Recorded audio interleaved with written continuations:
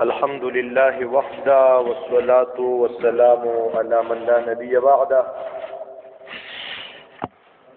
أما بعد فأعوذ بالله من الشيطان الرجيم. بسم الله الرحمن الرحيم.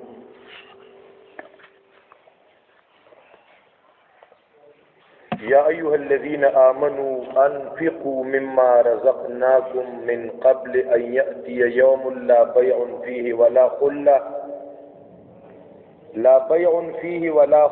ولا شفاعة والكافرون هم الظالمون.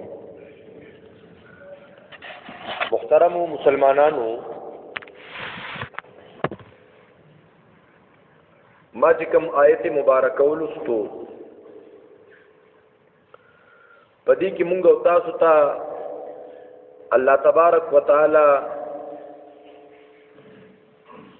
سو خبري ذکر کړي.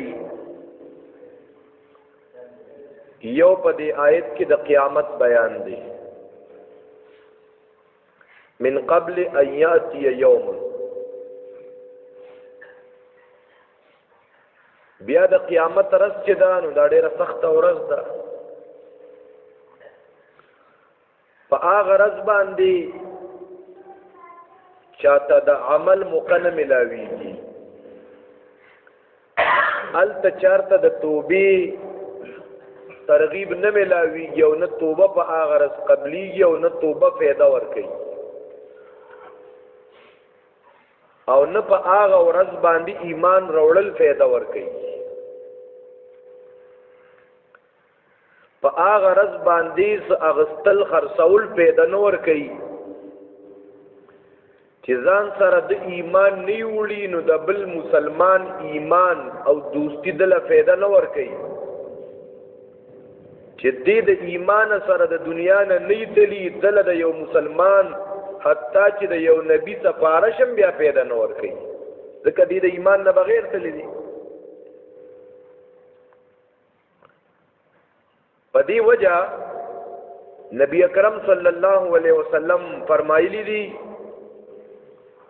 چې من کان آخر کلامه لا اله الا الله دخل الجنه. د چا چې د دنیا نه د تلو په وخت کې په دې جبه اخیری کلمه لا اله الا الله راغلی کنه، دې به جنت ته ځي.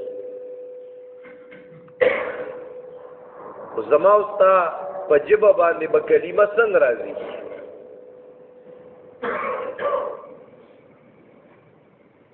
یو بل روایت کې راځي چې څوک د مسواک اهتمام کوي کنه د خاتمه په ایمان باندې. اوس مونږ ته مسواک څه نه ښکاري کنه. یو 15 کاله مخکې به دا جوماتونه د مسواکونو نه ډکو، اوس پکې مسواکونه نشته.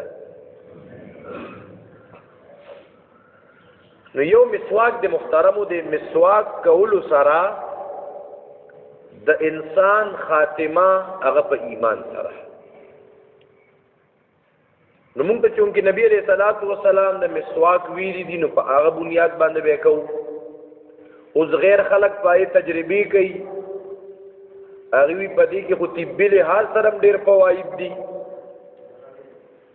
نو موږ په هغه تر باندې مسواک نه کوو، موږ ته زموږ پیغمبر ویلي.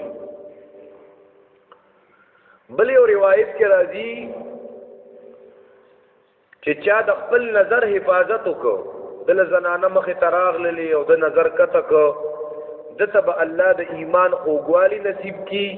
او چاته چې د ایمان خوږوالی نصیب شو د خاتمه په ایمان باندې. الله دې زمونږ او تاسو د ټولو مسلمانانو خاتمه په ایمان باندې. نو محترمو دې آیت کې دغه مضمونونه ذکر شو. ایو مضمون پکې دا دی چې ای ایمان والو انفقو، دغه قیامت دراتلو نه مخکې خرچ وکړي. الله مونږ ته خرچ وکړي، ځکه بخیل انسان د الله ډیر بدی شي. خو دې مال لګولو کې مال به څنګه لګو، کم ځای به لګو؟ نو چونکې دین اسلام کامل مکمل دی او پدیم ځان په کول پکار دي چې کله دا قران نازل شو کنه نو بیا په تورات انجیل زبور باندې عمل کول دا بند شو. دا خبره ډیره قیمتي ده که تاسو توجه وي. کله چې د الله دا کتاب نازل شو نبی اکرم صلی الله علیه وسلم ته نبوت ملو شو نو تورات انجیل زبور په آسمانی کتابونو غم د الله کتابونو هغه په پیغمبرانو نازل شوی بیا باغ نه چلیږي. دا خبره زین واغسته کنه. نو چې کله دا شریعت محمدی راغی قران کریم راغی او پدې کې بیا تورات انجیل زبور د الله کتابونه آسمانی کتابونه چې په انبیاو نازل شو هغه پکې نه چلیږي. نو زما او ستا رسم و رواج به پکې څنګه چلیږي؟ آسمانی کتاب پکې نه چلیږي او ما او تا پکې خپل رسم و رواج چلو. خبره زین وانه غسته. زموږ ډېر مسلمانان په دې پوه دي او کله کله زموږ ډېر خلک چې هغه بوزو کې وبوزي هغه خلک خفه کېږي. نو بس هر چا ته وایي په خپل هم پروا نه کوي. دې خبره چا مور وفات شوي د چا به پلار وفات شوي او د چم گاون او بعضې د علاقې خلک دا به 3 ورځې د غم په کور میلماني. دا د شریعت خلاف دي. اوس ته وایي زموږ دستور دی او دا خلک به څه وایي؟ دا څه خلک چې دا په 3 مرض علالي او دیګونه پخی که نه دا قرآن مې مخې ته د نوم دپاره پخی نوم ولا د خیرات ورکوي. دا غرض د خیرات نه دي. وي دا خلک به څه وایي؟ او زنانه مو نه پرېږدي. زموږ د بشخالي کې یو رشته دار دی عالم دین دی. صحیح غالبا پلار او که مور وخت یو شو وفات شوی وه هغه رونو یې په کور کې یو سخی و او که سخی وه هغې راټینګه که ده ورته 3 ورځې کې زه دا حلالول نه منم. 3 ورځې خو د غم دي یاره. دا لالي او دا غوښې او دا پنډې کېتل او دا مجمع او دا شامیانې او دا خو د خادو څیزونه دي. نو زه د پلار په دې غم کې دا خادي جوړول نه منم. چې کله د غم 3 ورځې ختمې شوې په 15مه یا په 10مه ورځ باندې هغه رونو ته یې وې اوس به ښکلې خیرات وکړو پلار پسې چمګاون به راغونکو ګوربا به راغونکو. هغه رونه ورته وایي چې څه جامې وغوره تا په غم کې ایستي خلکو یې ګوره سیم ورپسې ونه کړه. دا خبره مسلمان په خولې نه شي کولی چې سیم ورپسې ونه کړه. زما استاد چا سره سویمه ده هغه د بانډو کې یو ملګری و د هغه پلار وفات شو هغه اعلان وکړو چې زه پکې روژه نه پخوم. بعضې د خېټې شوقیانو دا ګور مسکورې کوو ور د کروړهاو مالکانو دونه جیدادونه دونه میګا ماټې او دا او دا او پلار پسې سم ونه کړه. دی نه څوک خبر هم نه وه چې مونږ پته ولګوله نو هغې دېخوا یو جومات و پای کې د ماشومانو لپاره ښکلې غټه برنډه جوړه کړه. نو دغه خیرات صحیح و که نه په دې 3 مرض باندې دیګونه 20 دیګه او 10 دیګه دا د خلکو یو رسم و رواج دی د شریعت خلاف. او د ډېرو عوام الناسو ذهن کې څه کې چې ډېر مولیانې دا مسله مونږ غم کې بیان کړو که نه اخرت نه غافله د مرګ نه غافله د قبر عذاب نه منونکي مولیان هم داسې وي چې مونږ خلکو ته وایي 3 ورځو کې دا روجي موجي مه پخوئ نو داسې په دیکه کس وي دا وګوره اوس خیرات هم نه مني ښه. نو غامي سړي وي دا مولا دی او دکه مولا ورته په خپله ناست دي. اوس خو د میډیا دور دی اکثر په دې میډیا باندې هم ښه ښکاره خلکو ته شو کړي چې دغه خوراکیان دي ښه چې د چا په غم خفه نه دي بس هغې وي په ګرمه کې دی ښه روجي دی غوښې دی پکې واچي. او زما استاد ذهن ته راځي خیرات امین خان لالا دی الله غری کې رحمت کی ډېر سیده ساده انسان زما په خیال چرته د چمګاون کې د خپلو خپلوانو سره د خورینو ورونو سره چرته به دغه د خولې چا کنزل تیزه خبره که چا ولد 2-3 سیوا ویلي هغه به جواب نه ورکړي. دا دغه خپل اخلاق بیا زمونږ خو وس نه کېده چې مونږه په غم کې یو پوره سټینډ والو چې بھئی خبردار والحمدلله ثم الحمدلله. بیا زمونږ ورونه د امین خان لالا ورونه خوریونه زمونږ ورونه خوریونه دا مراجمه کړو چې وی دا مسله د شریعت داسې ده چې غم کور والا به دا 3 ورځې د چمګاون خلکو ته اخلې پخلې نه کوي. د چمګاون خلک هم الحمدلله ثم الحمدلله مونږ ته دې څه کمې نه دی محسوس کړی، نه زنانه او نه نارینه د بانګونو سره دي چې کوم دلته کې 2-3 کسان به یا څلور د دې دپاره چې د غرمې ډوډۍ هغه ترتیب وشو. که چا څه خبرې کولې د ګېډو شوقیانو 2-3 ورځې خبرې وکړي، کیسه ختمه شوه. د غم نه چې دی فارغه شو نو مونږ دې ته وي که تاسو خیرات کوئ چم ګاونډ کې د خپلو خپلوانو ته وایي، نو خیرات خو منع نه دی په شریعت کې. خبره مو خیال تر تاسو ته بعضې خلک وایي دا پنجپیریان دي خیرات نه مني. قسم په الله په دې قرآن لاس دم دا غلط وي. او چې څوک دله دا خبره کوي که نه دا ډېر بدبخته انسان، دا د حق دشمن دی، دا د قرآن دشمن دی، دا د حدیثو دشمن دی، دا د رسول الله دشمن دی.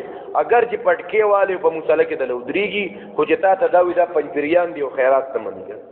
هلکه پنجپیر خو په ثوابې کې کلی دی، دلته دې تا خلکو ته بو بلا جوړ کړ دی دا نه مني دا نه مني دا نه مني خیرات نه مني. چې څوک خیرات نه مني که نه دا مسلمان نه دی. خیرات به څنګه کوو؟ دا یو 2 خبرې کوو، بیا چې کوم دلته صدقه او خیرات شوي دي مونږ دې خیرات ته راجمع شوي. چې خیرات څوک نه مني هغه مسلمان نه دی. چې تا ته یو مولا وایي چې دا مولا خیرات نه مني که نه نو تا ته څه کول پکوي؟ لږ د مټ نه نیسه زما خواته یې راوله او د هغه نه تپوس کوه د هغه په کوم کتاب کې لیکلي، په کوم درس کې دي، په کوم بیان کې دي. هم مړو پسې جمعې ماښامونه څلوېښت دا خیرات نه دی، دا د هندوانو ترتیب دی.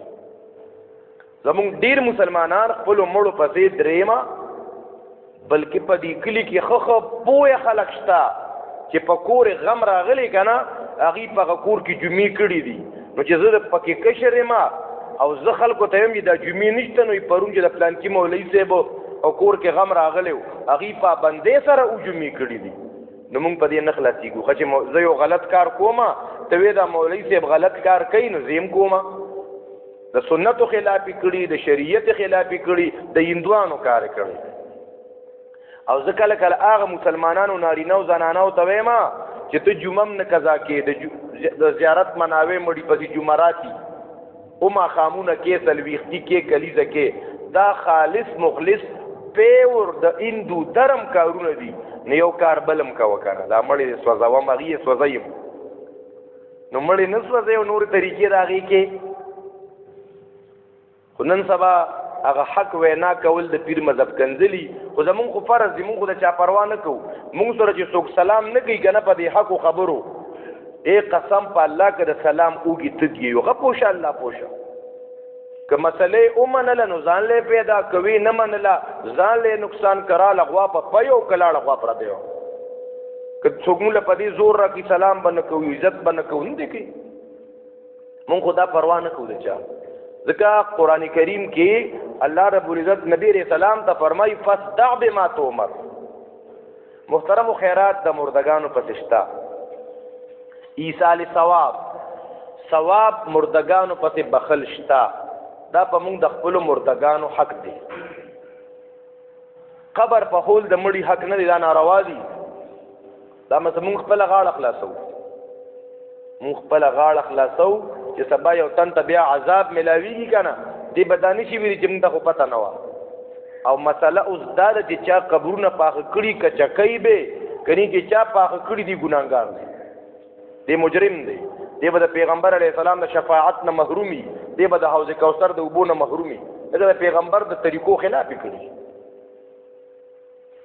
نو محترمو مردگانو پس خیرات شتا، ایصال ثواب شتا. ایصال ثواب په 2 قسمه دي، یو مالی دی یو بدنی دی. څوک مالدار دی وسی کیږي نو دې مال لګولی شي. بیا دا مالی عبادت مالی ایصال ثواب دا یوازې رجوع په خولو کې منحصر نه دی چې ګینې مونږ صرف دیګ پوخ کو دا خیرات دی. زمونږ ډیر مسلمانان دی رجوع په خولو ته خیرات وي. تا دغه پیسې په غریبانو لګولې، دغه پیسې دې په کونډو لګولې، دغه پیسې دې په نادارو لګولې، دغه پیسې دې چې ته مسجد کې ولګولې، دغه پیسې دې مدرسو کې ولګولې، دغه پیسو باندې چې ته پول دې برابر کو، لار دې برابر کا.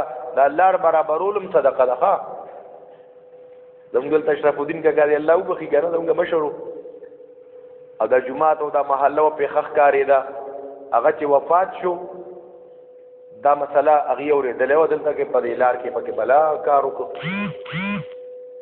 کرشمر شي پکې واچولو شنګلې پکې واچولو دام صدقه د محترم تروجی په خې دی ګونه په خې نو دام صدقه د هغه وقتی شو هغه وقتی تور باندې شو دا چې ځکه تا اولګو د کمال دغه د ایصال ثواب د پاره یو ځکه د کوی تنظیم د پیوکو دا مالی ایصال ثواب دی لکه یو صحابي راغی نبی رسول الله والسلام ته وی اے دا الله رسول مور می وفات شوی خیرات ورپسې کوم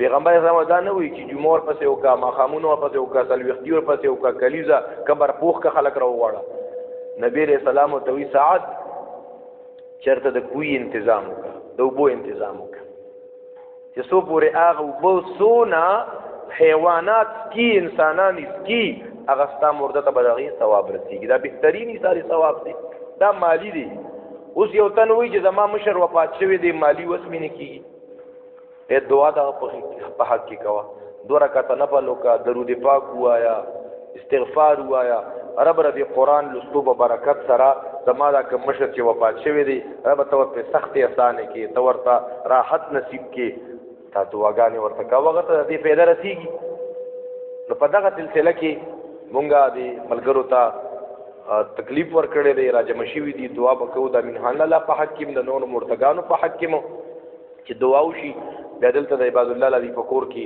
هغه انتظام شوی دی نو مرګري با بیا الته کې لاړ شي او غیته چې کوم څه دعوت کړی شوی او قبول کی اللهم صل علی سیدنا محمد وعلى ال سیدنا مبارک وسلم خیر رب ذل جلال دا کم صدقه او خیرات او کم غرض سره شوی دی رب دې تقبولیت نصیب کړه رب یا رب هغه مقصد ور باندې حاصل کړه رب یا رب امین خان لاله ته مغفرت نصیب کړي یا رب ذل جلال کپاغه سختی غو ته آسان کړه رب یا رب ذل جلال قبر د جنت د باغونو یو باغ ګرځي یا رب ذل جلال رسول مسلمانان راجم شوی دي دعاګانې غواړي یا رب سونه خلق وفات شوی دي زمون د دې ملګرو د دعاګانې د په حق کې قبول کړي مغفرت نصیب کړي رب یا رب زمون خاتمه په ایمان باندې کړي یا رب ذل جلال ته زمون راضي شي زمون د معاشرینا د غم خادونه د يهوديانو د هندوانو د رسم او رواج ختم کړي رب عرب چې کوم مسلمانان د دې يهوديانو د هندوانو په دې رسمونو باندې په دې ردونو باندې خوشحاليږي رب د دنیا او د آخرت خوشاله وته نصیب کړي او اے رب چې د کوم خلکو په دې مسلو باندې په ګډه کې دل راځي نو رب ته هدایت نصیب کړي رب ته فهم نصیب کړي پوهه وته نصیب کړي رب وصلی الله تعالی علی خیر خلقه محمد و علی اصحاب اجمعین برحمتک یا ارحم الراحمین مرګرو خدمت کې درخواست ده دی عباد الله علی کور طرف ته